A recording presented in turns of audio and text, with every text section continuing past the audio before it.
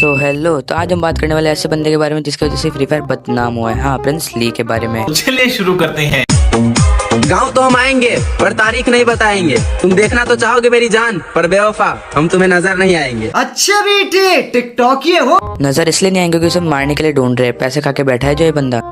एक सिंगर से अच्छा तो शायर है, और एक दिल तोड़ने वाली लड़की से अच्छा तो हमारा फ्री फायर है।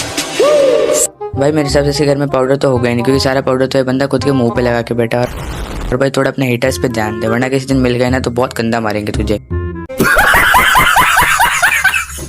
अब तुम लोग गलती से अगर नए हो तो सब्सक्राइब करो। वो जो लाल वाला बटन है उस पर अपने जीजा जी फेंक के मारो या फूफा जी, मुझे नहीं पता, बस क्लिक हो जाना चाहिए।